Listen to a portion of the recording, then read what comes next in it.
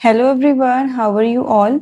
Recently जो मैंने video post की थी उसमें हमने डिस्कस किया था कि एचटेट एग्ज़ाम जो हमारा 4 और 5 जुलाई को होने वाला है उसमें हरियाणा जीके के जो हमारे 10 मार्क्स आएंगे उसके जो मोस्ट इम्पॉर्टेंट टॉपिक्स हैं वो कौन से रहने वाले हैं।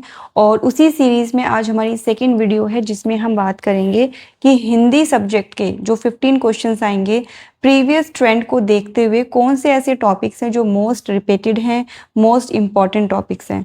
तो मैंने हरियाणा जीके के कोशिश की थी आपको पीडीएफ शेयर करने की, वो मैंने टेलीग्राम पे शेयर भी कर दी है। अब जो हम हिंदी के लिए डिस्कस करेंगे सेम वो चीज़ों की मैं आपको पीडीएफ भी टेलीग्राम पे अगेन शेयर कर दूंगी। आपको लिंक मिल जाएगा चैनल के अबाउट सेक्शन में, या फिर आप सेम हमारा इसी नाम से टेलीग्राम चैनल है सेम लोगों के साथ, तो आप वैसे भी आप सर्च करके भी ज्वाइन कर सकते हो। ठीक है, तो जो भी पीडीएफ है या जो भी अपडेट्स होती है वो मैं टेलीग्राम पे टाइम टू टाइम शेयर कर लेती हूँ, बिकॉज हर चीज़ का वीडियो पॉसिबल नहीं हो पाता। तो फटाफट से अपना पेन और नोटबुक उठा के बैठ जाइए। और ये वो टॉपिक्स हैं जो अगर आप प्रिपरेशन स्टार्ट कर रहे हो 15-20 दिन जो भी बचे हैं, तो भी आपको ये टॉपिक्स करने ही करने हैं, at least for the safer side. मैं ये नहीं कहूँगी कि 15-20 दिन की प्रिपरेशन से आपका हो जाएगा, या फिर मैं ये भी नहीं कहूँगी कि नहीं हो सकता। पॉसिबिलिटी दोनों चीज़ों की है। पर जो बच्चा सिंसियरली प्रिपरेशन कर रहा है, जिसने आज 1-2 दिन पहले बुक उठाई है, उसके लिए भी, दोनों टाइप के कैंडिडेट्स के लिए ये वाले टॉपिक्स करने बहुत इंपॉर्टेंट है। बिकॉज ये प्रीवियस जो मैंने 5 से 6 साल के जो क्वेश्चन पेपर्स को एनालाइज किया है उसके बेसिस मैंने ये टॉपिक्स लिखे हैं और ये बहुत इंपॉर्टेंट है। ठीक है, चलिए पहला जो टॉपिक है वो हमारा संधि है। संधि से 2 क्वेश्चन लगभग आते हैं हर साल। समाज से भी 2 क्वेश्चन लगभग बनते हैं। मुहावरे और लोकोक्तियाँ, इनसे भी 1 से 2 क्वेश्चन हमारे बनते हैं हर साल। पर्यायवाची वेरी इंपॉर्टेंट, और जो मोस्ट रिपीटेड एंड इंपॉर्टेंट पर्यायवाची हैं उनकी मैं पीडीएफ आपको शेयर कर दूंगी। मीन सारे टॉपिक्स की कर दूंगी आपको। 1 से 2 क्वेश्चन वहां से आते हैं। विलोम शब्द से 1 क्वेश्चन आपका बनता है। तत्सम तद्भव वेरी इंपॉर्टेंट, 1 क्वेश्चन आता है हर साल। और अगर आपने खुद भी एनालाइज किया होगा तो आपने देखा होगा कि हर साल हिंदी का जो पोर्शन है वो टफ होता जा रहा है। हमें लगता है हिंदी तो ऐसे ही कर देंगे बिना पढ़े, नहीं भाई। लास्ट टाइम मैंने बहुत अच्छी प्रिपरेशन की थी, मतलब ठीक ठाक की थी हिंदी की, और हिंदी का पोर्शन देख के मेरी हवाइयाँ उड़ गई थी। ऐसे ऐसे वर्ड्स दिए हुए थे ना हिंदी, मतलब पीजीटी की मैं बात कर रही हूँ, लेवल 3 की।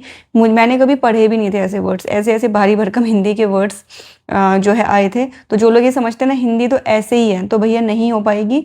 अब वो लक वाली बात है, क्योंकि नेगेटिव मार्किंग नहीं, और आपका तुक्का कोई सही बैठ जाए और आपका क्वालिफाई हो जाए एग्जाम, तो वो एक अलग फैक्टर है।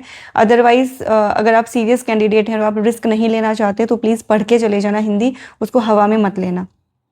उसके बाद नेक्स्ट टॉपिक हमारा रस और अलंकार से 1 क्वेश्चन बन जाता है। शब्द शक्ति से 1 क्वेश्चन बनता है। गद्यांश आता है आपका 2 से 3 नंबर का।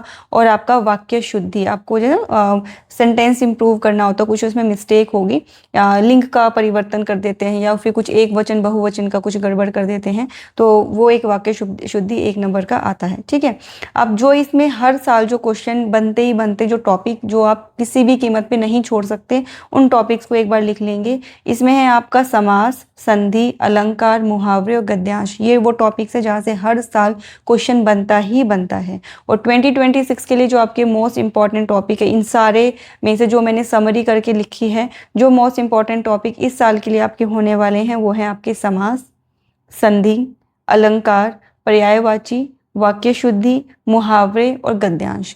गद्यांश की मैं कहूँगी कि आपको बहुत ज़्यादा प्रैक्टिस की नीड नहीं है, जितने आप पीवाईक्यूज़ में कर चुके हो दैट इज़ इनफ। अलग से आप गद्यांश की प्रैक्टिस मत करो, वो हो जाएगा, लेकिन बाकी की जो टॉपिक्स हैं उनको अच्छे से समझ लो, क्योंकि ये वास्ट टॉपिक है। समास, संधि, इनके बहुत सारी, और अलंकार, इनके मतलब बहुत सारी वेराइटीज़ हैं, बहुत सारे टाइप्स हैं, और उन टाइप्स के भी सब टाइप्स हैं। तो वो जब एग्ज़ाम में आता है ना तो हम कन्फ्यूज़ हो जाते हैं, और एग्ज़ाम के बाद देख के लगता है ये तो बड़ा ईजी से था, ये हमें क्यों नहीं हुआ, तो वहाँ पर कन्फ्यूजन हो जाता है। तो इनको अच्छे से कर लेना। बाकी इनकी शॉर्ट ट्रिक्स और जो मोस्ट रिपीटेड क्वेश्चन है उनकी पीडीएफ मैं आपको टेलीग्राम पे शेयर कर दूंगी। ओके बाय, मिलते हैं अगली वीडियो में।